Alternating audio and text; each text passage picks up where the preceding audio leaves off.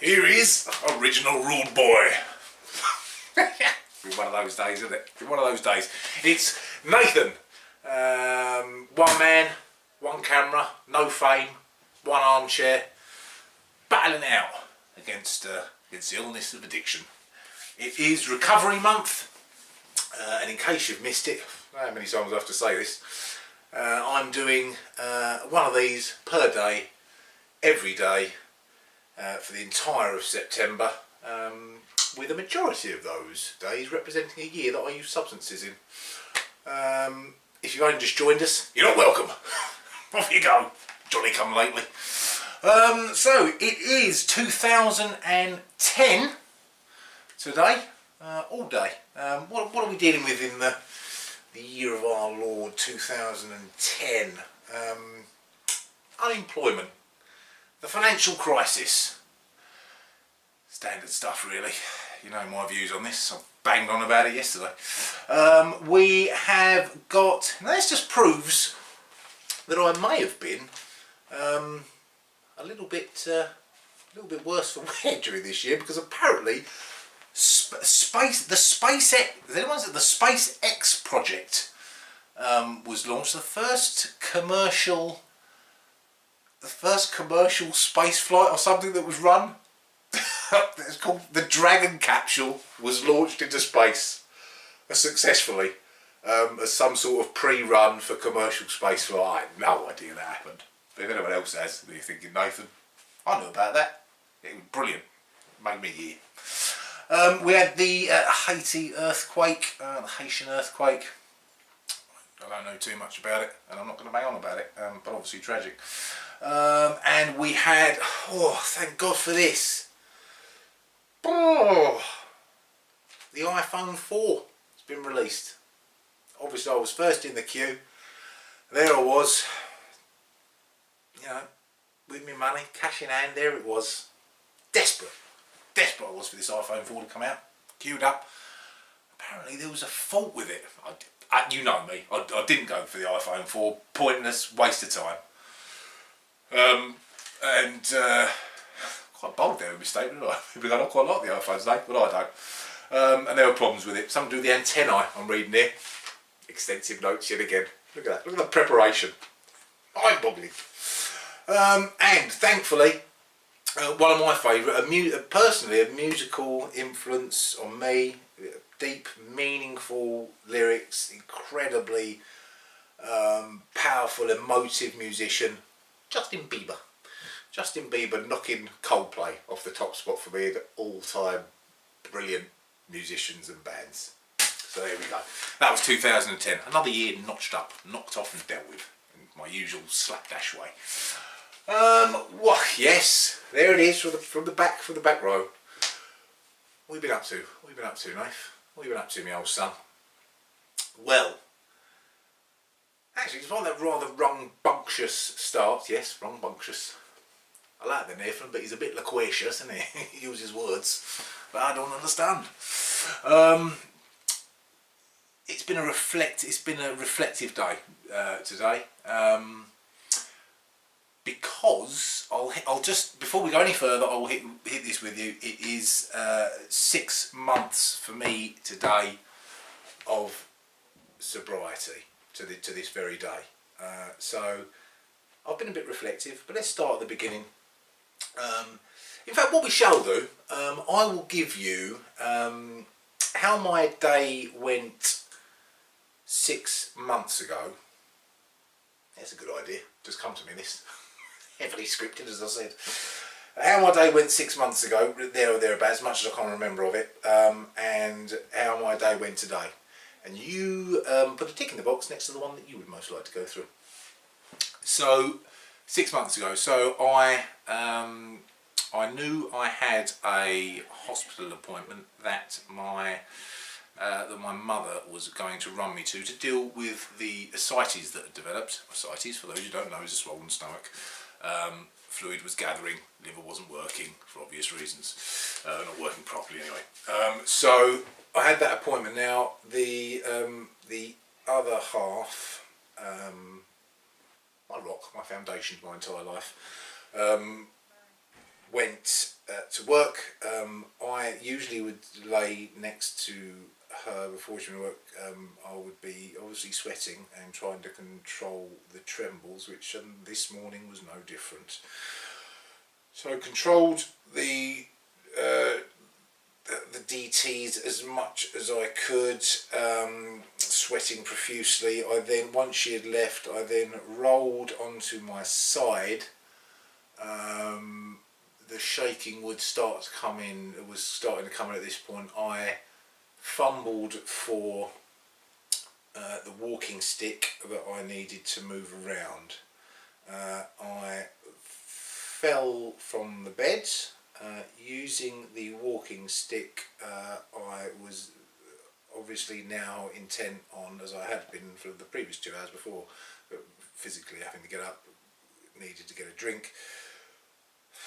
I then would have made my way downstairs using the walking stick. I'd have had to have sat down. I sat down on every stair because I couldn't stand up. Managed to get downstairs, sit here in this very seat. Managed to grab various drinks. This was all before I'd come downstairs. I went through the abhorrent toilet ritual that I'd have had to have gone through in the morning, which I will spare you the details and spare myself the memory. And managed to get as much alcohol down my neck as I possibly could to get myself into a place where I would appear semi-normal or approachable for my mother.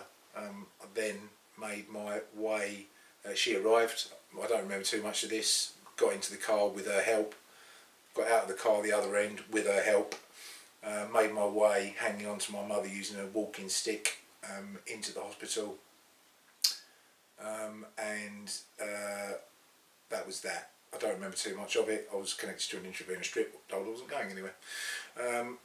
We went through that on day one. I'm not going to go through it again. It was a moment of reflection. That was the day. That was the day 6 months ago. What did I do today? What did I do in the boring world of sobriety? I'm quite passionate about this now. I've just remembered how crap that was. What did I do today? I woke up next to the love of my life in a great mode. I reflected on a book that I'd read the night before on Taoism and Confucianism. If you don't know what that is, it's okay. It's just a Chinese religion, I suppose. Book of wisdom, thoughts. I reflected on that book and I thought to myself, I wonder, my first thought of the day, wine, this, I wonder if you knew the meaning of life, whether it would make any difference, and do I want to know it, or is there one? And if you knew what it was, what would you do with it anyway? Some things I'm happy not to know. And I come to the conclusion that knowledge is not always power. I haven't even had my granola yet. That was my first thought. I got a little bit of a goosebump as I looked at the sign. I don't care how cheesy this all sounds, this is what happened. And if you don't like it, switch off and go somewhere else. Got goosebumps as I looked at my other half, realising how lucky I was. Made my way downstairs after doing my ablutions, washing, obviously not shaving or paying any attention to my hair. Made my way downstairs, made my drink, had a bowl of cereal. Other half came down and we made our way to the bus. Appreciating the view as we went, gentle conversation about what we were going to get up to as the days progressed. Got on the bus, looking round, people watching as I always do. Got to the train station. Now we knew, yesterday, didn't we, old Peppers, God bless her, Mrs. Pepperpot. Little text coming from her. I'm running late, I set 5 alarms. I just set 5 alarms. Anyone exaggerates anything to me, I immediately think, is there truth train stopping at all stations? A little metaphor there, since we were waiting for a station. She was panicking. So I got those messages, but more on that later. So got to the train station, stood on the platform. gave my gave love of my life a kiss goodbye. She popped onto the train. As the train moved away, I decided, I thought I'll have a bit of a laugh, see if we can get a smile out of her. And I walked next to the train, comedy fashion, smiling at her. And then as the train walked away, I was running next to the train, waving at her, because I thought, if I can get a smile out of her, why not? And off she went. Then, my train pulled in, met some friends on the train, had that bit of quiet time, a little bit of talk, but nothing major. Still talking to Mrs. Pepperpot on the phone and texting. She's panicking. I don't know how to find the place. Give me the postcode, etc.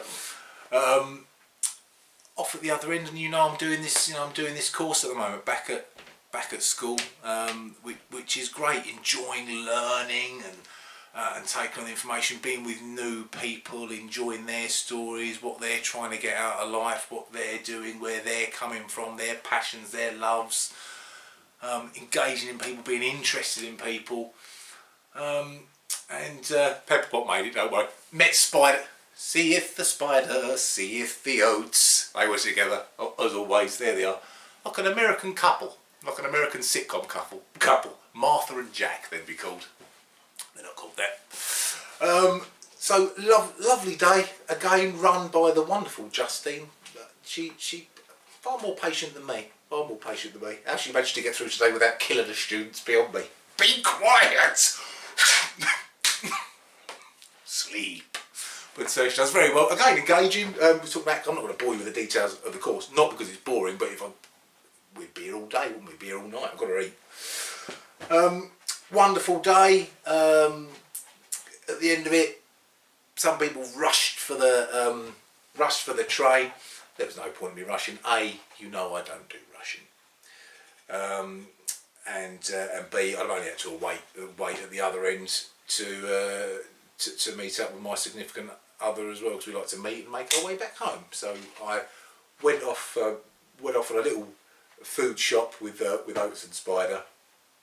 Hilarious. Love being around them. They kick off such a good mojo, such a good energy. It's just really nice being around them. We were shopping, and me and Oates were saying as we was walking around, because it's his seven months birthday today of sobriety as well, and we were just saying this is it. I think people thought we were probably on something, because we were just walking around laughing and genuinely just a childlike joy with the world again. I'm telling you, this is not baloney. It's true. I was absolutely walking around, and I was just going, "This is it, isn't it? This is the buzz we'd always been after." The irony. The irony. This is the buzz we was always after. Not doing stuff. It was there all along. I say, it's an old saying. You don't know what you want because you've already got it. It's from that book of Taoism again. So then made my way, left the Spider and the Oats after we had a laugh. We always have a laugh. I love them dearly. You've probably guessed, as I do all my very select group of friends that I never thought I'd be friends with in a previous incarnation, but my God, are they brilliant. Made my way. I then walked down to the train station. I notice I'm giving off this thing at the moment. I'm giving off this weird funk. I said funk, where people just come and talk to me, which is great. Which is great. I've got no problem with it. I'm enjoying other humans, not all of them, but most. And she was coming to talk to me. Now, this is going to be. I've been very reflective, quite emotional today. I think I'm going to forgive myself for that. But this woman comes. She had this pram. So I'm doing this international gesture for pram. She had this pram, baby in her arm. She just come and sat next to me, started talking to me, and what you've been doing today? She goes, I'm on this course. I didn't tell her the ins of the gory details of the ins and outs, but I spew my life to everyone all the time. Hang on a minute, this is online. It's online. But I didn't tell her anyway. Come at her. I'm an addict. Listen to my life. Didn't really know that. But instead, I've had a bit of a change of direction in my life. I'm doing this course where I'm learning to you know, to mentor in a capacity for people in different scenarios. Kept her there. She goes, I've been through it. She goes, I'm training to, I want to train to be a counsellor. I've not been able to do it because of X, Y, Z, but I'm looking to do it now. We had this lovely conversation. She was sat at a distance because she had a cold, but she had a lovely conversation, and then trained and we got onto the train. And she went one way and I went the other. I think she was meeting someone else, but she made her way back, and she just looked at me. She goes, I just wanted to say, good luck. She really meant it. I don't know why. It was weird. It's the weirdest moment. I'm attracting weirdness. The weird magnet. And she said good luck, and I don't know why. I got quite emotional. Yes.